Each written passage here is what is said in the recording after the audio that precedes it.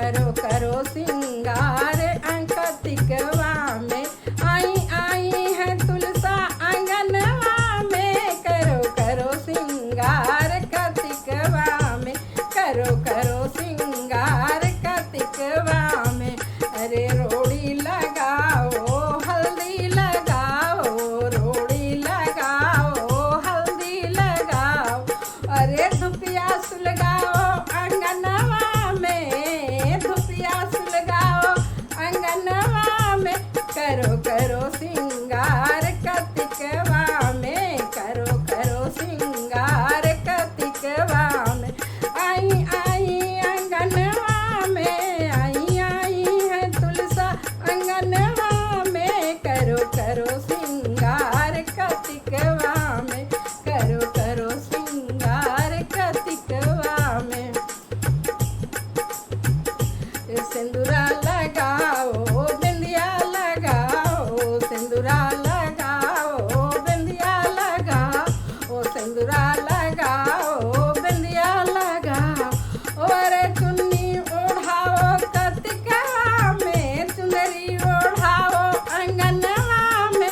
करो करो सिंगार कार्तिकवा में, चुनरी ओढ़ाओ आंगनवा में, करो करो सिंगार कार्तिकवा में।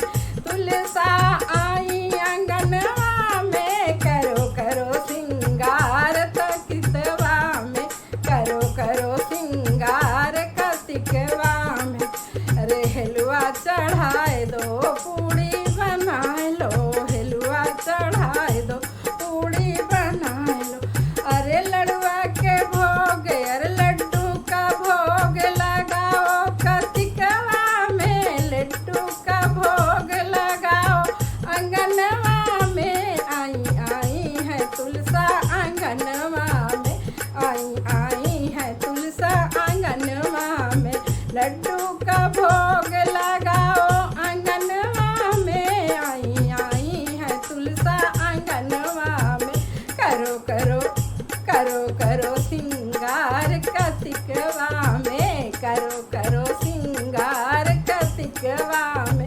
आई है तुलसा आंगनवा में, आई है तुलसा आंगनवा में, करो करो सिंगार कार्तिकवा में। बोलो तुलसा मैया की जय।